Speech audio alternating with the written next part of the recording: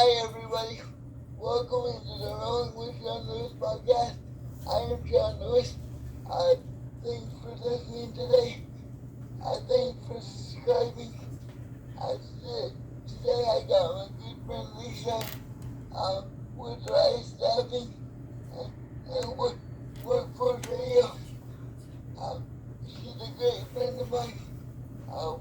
We've collaborated a few times now. I'm so excited to have her on the broadcast today. Thanks so much, Lisa. Can you tell my listeners a little bit about yourself? Sure, Sean, and I'm so happy to be on the Rolling with Sean Lewis podcast. I'm super excited. Well, you said it. I run Rise Staffing, which is an agency that is geared towards getting people with different abilities jobs. And honestly, that is what I consider my life art. Matching people with the best employers so that they can come home with a paycheck. And that's what it's all about. You do that so well. You actually work with a couple people that I know. So I know that it's truly your gifting and truly your heart. Can you tell my listeners today how long you've been in this field?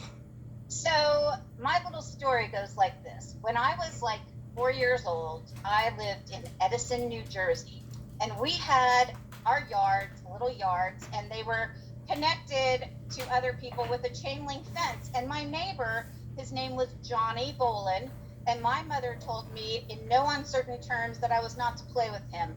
So obviously I played with him, and he had Down syndrome, and no one really could understand him except for I did. And him and I became great friends, much to the chagrin of our parents.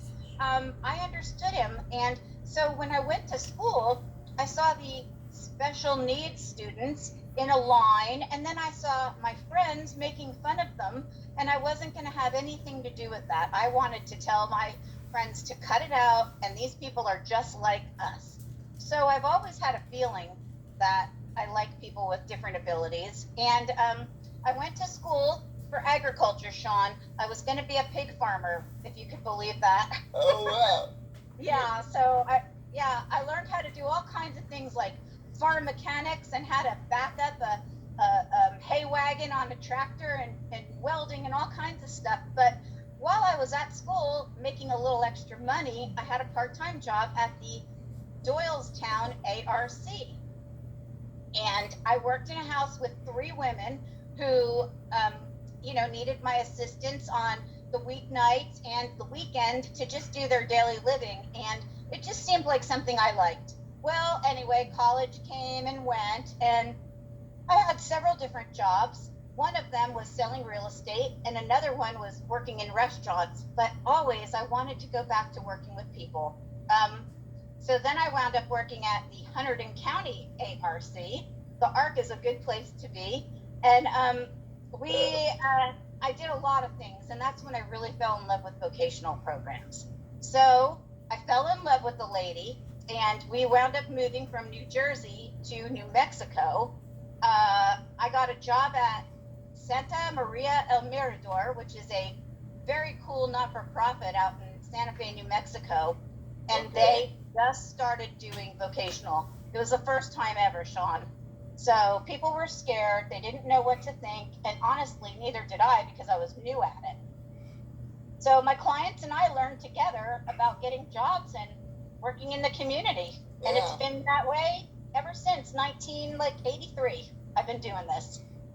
Well, I always to go back on your other one of the points you brought up a while ago. I always tell people that people with different abilities, we're more alike than we are different, and all you have to do is find common ground with someone, whether it's a type of music, maybe it's a TV show, maybe they like sports, and you guys like the same team, but you can find almost common ground with anybody, and it sounds like you learned that pretty early on in life. That I think that's that's why you and I are kindred spirits. Yes. Because you have the same thing. You, I think, never met somebody. You've never met a stranger, have you, Sean? No, I haven't. I always say a stranger is just a friend you haven't met yet. So, you know, Oh, I love it. you never know what you're gonna or where your life journey is gonna take you. But I always say that you can do anything you want to do. Sometimes you just might have to find another way to do it, and that's what you help your clients do, is find another way to do And that's right. whatever it is they want to do. Yeah, and sometimes I move a little too fast for the system, but not my clients or employers. Sometimes the paperwork slows us down, but otherwise we are rolling for jobs. Yeah, and you know, another thing I believe wholeheartedly is every one of us has a purpose, a dream, a destiny, something we were put here by God specifically to do, and we all have gifts, talents, and abilities. And one other thing I love about you is you help people discover what they are, because maybe when people come to you, they don't know what they want to do, but you help them figure that out. That's right. That's right. Because you know what I believe is if you're working in something that you really like, then you're going to stay working there. And it doesn't really hardly seem like work. And a lot of the people that I place really enjoy that, aspect, and they like my direction. So it works out.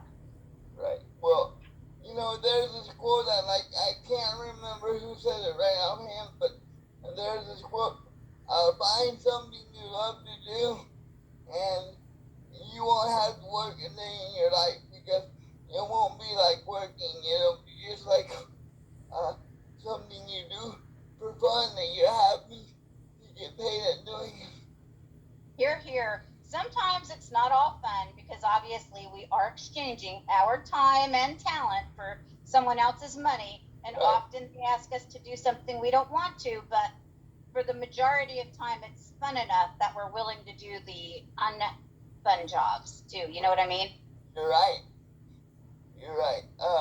Well, I love that about you, Sean Lewis. I love that you are a think outside the box and don't let it stop you kind of guy. And I appreciate that.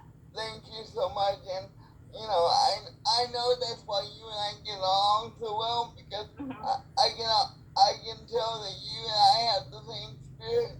Like, we don't let obstacles stop us. We just find another way to get whatever we want done. And, that's what I hope my listeners get from my podcast is sometimes you might have to find another way to get where you want to get, but you can always find another way to get there. Right. Sometimes I say this. I say it's like a hurdle on a track. And I'm not going to jump over a hurdle. There's no way in God's green earth that Lisa Toth is going to be able to do that. But I will jump through it, or I'll go around it or under it. But somehow I'm going to beat that obstacle. I'm just not going to be able to jump over it because I don't have that skill. Right. Now, and that is a good point. So for you, you can't jump over it, but you find a way to go around it. You find a way to go under it. You do whatever you gotta do. Yep. And then if I know my limitations, and that's a good place to start too, then I know I've got to find a different way. Yeah. Well, one thing I always think is you're only limited by your own mind, because whether you believe you can or you believe you can't, you're right. Because whatever you think about yourself, your life is going to go in that zone and direction of your thoughts. You're true. I believe we create our life from the inside out. Oh my God, I love it. You're right, and I love that.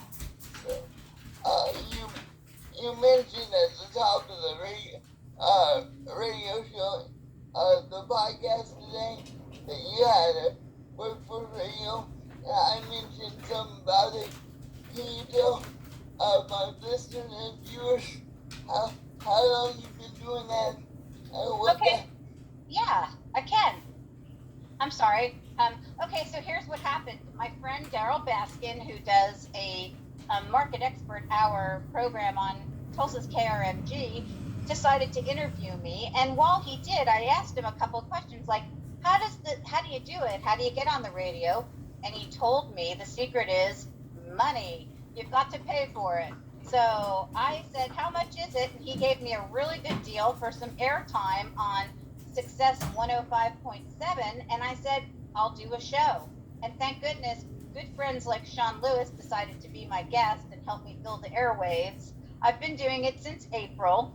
And really, in about 7 months of time, I've gotten some really good feedback. And a couple of employers have partnered with my agency based on the things they've heard from the show. And that's helped me get a bunch of jobs for my clients. So it's a win-win. Awesome. Do you have a idea of where you want your show to take you in the future? When people listen to your show, what do you hope people draw out of your show? So the Hidden Workforce, a show about the possibilities people with different abilities bring to the workforce is what my show's about. And I just would like to explore through interviews just the different jobs and things that people do, not only if they're developmentally or physically disabled, but just regular jobs. And then I also want to throw in the excellent work that my customers with different abilities do. Because when I was out, like Sean, you'll drive around like in Texas or on the highways around, and you see these like huge housing developments in the middle of nowhere. And then I want to know, well, how are people working? How are they making money to, survive in these rural areas? And I find amazing stories, and that's what we uncover on the Hidden Workforce. That's awesome that you're doing that. Well, I've enjoyed every one of your interviews, and I'm so honored and blessed to be a part of your radio show, and I'm glad we're gonna do lots of collaborating in the future. I can't wait. We are the next thing you and I are gonna do, I think, is gonna be we're gonna review that program special, the second season. I think so, yes. Yeah, we're gonna put that on, and I hope all of your listeners and my listeners love that story. Yeah, I'm sure they will. It's gonna be great. So anyway, I do have to plug you just for a minute while I'm on your radio show, my friend. I saw that you're looking for some able-bodied runners to help you with a 100-miler coming up. Yes. Dude, you're kidding me. You're killing me. I'm going on my third 100-mile buckle. It's the Toth Urban Adventure. I've got the sign-up sheet on all my social media. I've only got a few slots left. I only need a few more people to push. You're kidding. You mean you needed I think I saw you needed 30 or something people, and you only have a few slots left? Yes, ma'am. I'm very blessed to have a large community of support. So I'm excited for you, and I wish I was a runner, but I'm not. But you know what I'm gonna do? Be there on the sidelines to cheer you and everybody on, my friend. That would be awesome. It goes. You can come out at different times or whenever you want, because it starts on one day and it goes through the night. It ends the next morning. Wow. You have a 34-hour time limit to complete. It's 100. Oh my gosh. It's 100 miles all around Tulsa, broken up in 4 25-mile loops. I can't wait to cheer you on, my friend. I'm just excited. Well, be excited to see you on the sidelines. And you know how I met you? Because you did a podcast with my friend Stephen Mars. I didn't know anything about you, and then I'm like, this guy is totally awesome. I'm so excited that we got to meet. I wish I knew you many years ago, but I'm glad to know you now. Well, thank you. Yeah, Steven and I have been great friends for over 30 years now, and that podcast you're referring to, people can go back in the archives and listen to that. But that's when he climbed a peak in Colorado with some friends. Steven can't do it himself, but like I always talk about, he found another way to make his dream possible with the help of his friends. So I'm glad you enjoyed that episode, and I'm even more glad that connected us. So Me too. I love it. Lisa, I got a question for you. I always ask my guests, what do you think is the biggest lesson in life that it took you the longest to learn? Being quiet and listening to other people.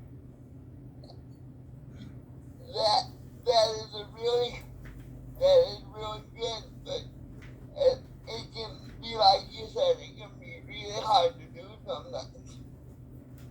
My mind goes faster than my mouth, so I'm always thinking one step ahead, and honestly, whenever there's a little bit of silence in a conversation, I feel like I've got to fill it, and I know that that's not appropriate.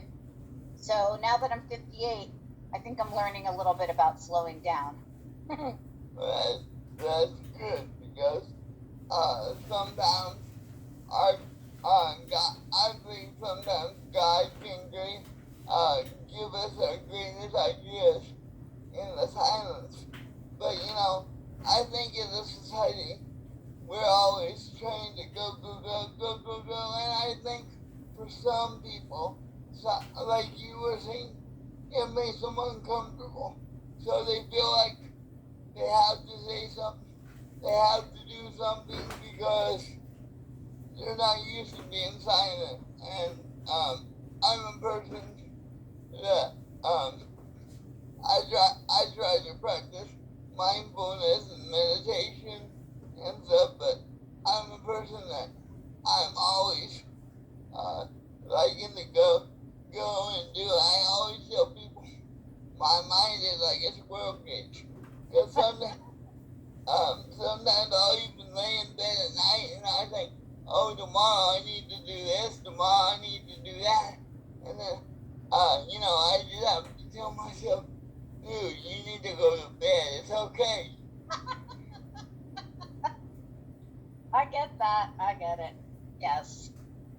So I think it's just good to settle down and listen to people. I mean, I think I've always done pretty well with the customers that I work with, but when it comes to general people and even my coworkers, I need to slow down. Well, I think if you and I both can learn to slow down our mind and just rest, we'll number one, we'll get more ideas, but number one, we'll be able to see where other people are coming from. Exactly. Because I know I wrote a piece some time ago, but you made a reference to it on my Facebook, on my social media. Sometimes, sometimes we see people, but we're so busy that we don't really see people. Even when we say, how you doing?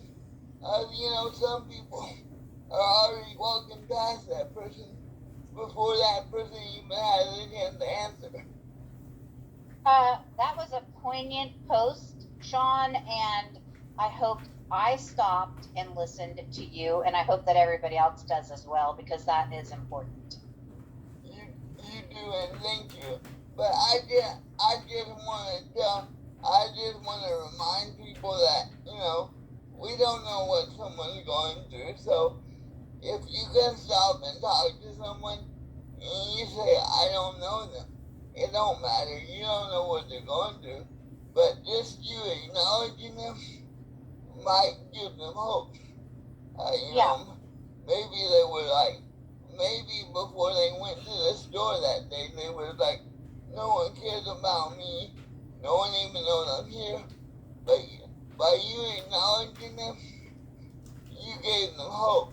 You gave them encouragement. So one day I was going to I was going somewhere and I stopped at the gas station at 101st and Sheridan, and the lady who was manning the booth there said to me with the sweetest look, and she looked me right in the eye, she said, how are you doing today? And I was not doing well, Sean. I was doing pretty crappy. And she asked me that. I couldn't say I was doing bad because she made my day. And then I turned my frown upside down. So just her asking did that for me. Yeah. I recommend it. And so, you never know. To you, it might just be like, well, how's me asking someone how they're doing gonna even help that? What difference does that make? But just like you were saying, my friend, you were having a crappy day, and just by that person asking you, you're like, maybe it's not as bad as I thought it was. Exactly. I mean, how can you complain when a nice lady gives you a smile and asks how you are? It's like, whatever I was thinking about is not a problem anymore, and I had a wonderful day. Right. That's awesome. Well, I really enjoyed our conversation. Are you on social media or anything? How can the people find you? And I've got a website called www.risestaffing.net, and if you want to find any of my stuff, just go to that website. My radio show, The Hidden Workforce, is on there. The interview with Sean Lewis, and hopefully more to come. Because one of my biggest goals is to interview Sean's mom, the person behind the legend. I'm calling Kyle Miller. I wouldn't be who I am today without first my Lord and Savior Jesus Christ, but also my mom. My mom has always been there to support me. She's always been the one. She's always said for me not to let my challenges set me on the sidelines of life, and not to let it be the reason why I didn't do something. So she's always made herself available to help me in whatever way she could, and she's always been a great example to me of, So she raised a good kid. Thank you very much, and shout out to my mom. Mom, I love you. I couldn't do what I do without you. And Kyle Miller, you're my heroine. She loves you too, and she can't wait to do your radio show in the future. So you guys, tune in to Lisa's radio show. You'll hear more from me, and more from my mom, and more from her other awesome guests. Lisa, you want to tell the people how to find it one more time? One more time, www.risestaffing.net. See you on the radio. Thank you, Sean. Thank you so much. And thank you, everyone, for tuning in to Rolling with Sean Lewis. Don't forget to